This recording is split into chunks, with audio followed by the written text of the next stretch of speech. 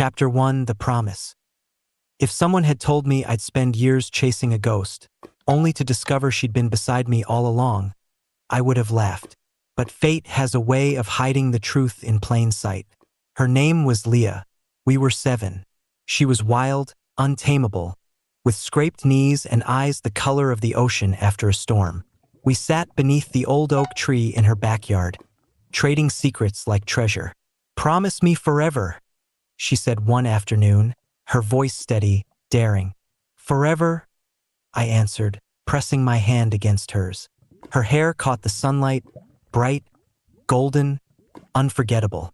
We didn't know what forever meant, but we believed in it. Then one morning she was gone.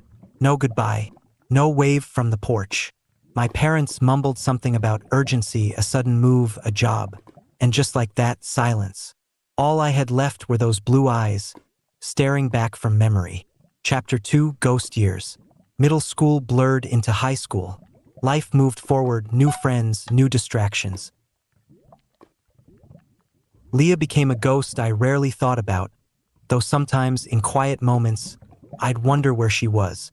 Did she remember me? Did she still sit under oak trees?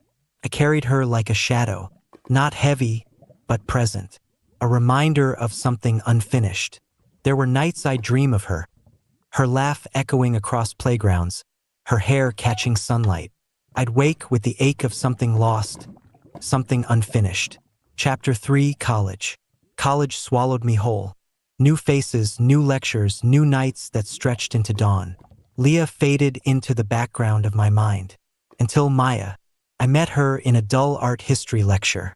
She had auburn hair, a laugh that lit up the room, and eyes that shifted between blue and hazel, like they couldn't decide who they wanted to be. We clicked instantly. Friends, then something more.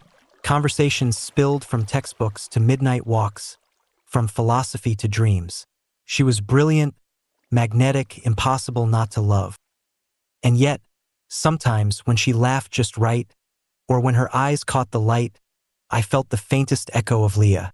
Chapter 4: The Search. Months later, my parents called. "Guess who we ran into? The Millers.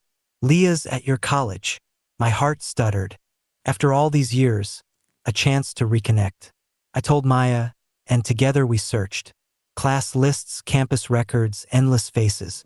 Every blonde girl became a possibility. Every failure, a reminder of how much I wanted to find her. One afternoon, I thought I had. A girl with long blonde hair sat alone in the student union.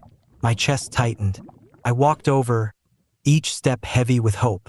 "Excuse me," I said, tapping her shoulder. She turned. A stranger. My heart sank. More false starts followed, until the search felt hopeless. Maybe they got the school wrong, I told Maya one night, staring at a map of California. There are a dozen UC campuses. Maybe she's somewhere else. I let go of the ghost. I chose the present. I chose Maya. But deep down, I knew I hadn't stopped searching. Chapter 5: The Photograph. But fate wasn't finished. A week later, Maya was digging through her closet for a textbook. A dusty box tumbled out.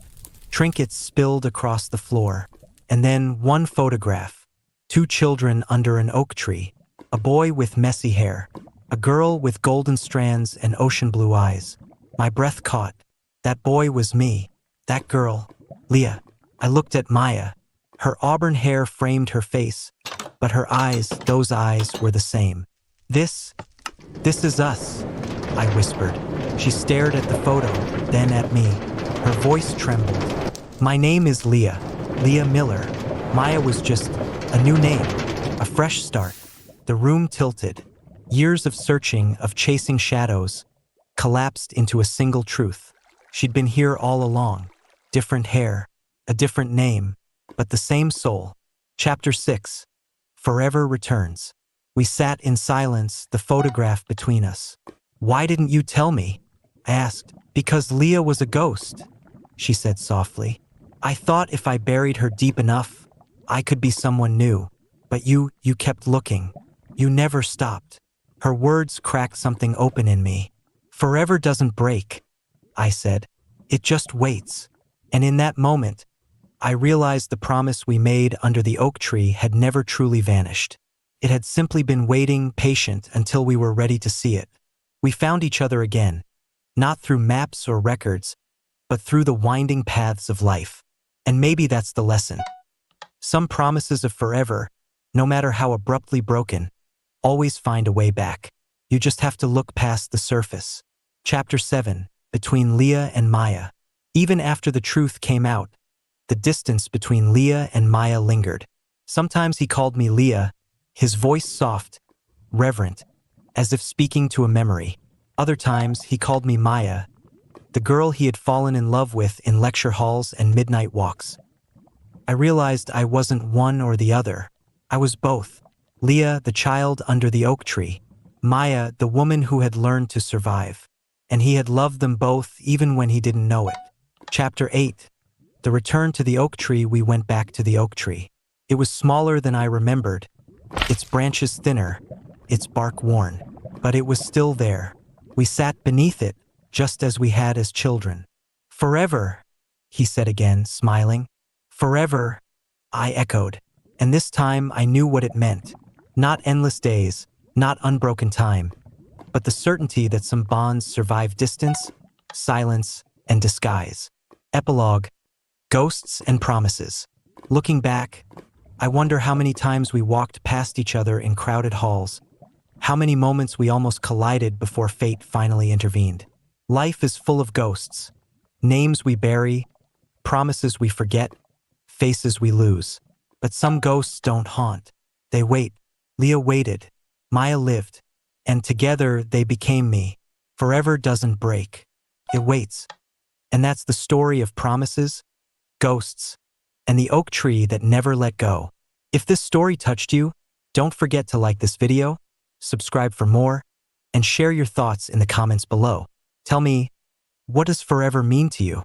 Because sometimes the best stories aren't just told, they're remembered.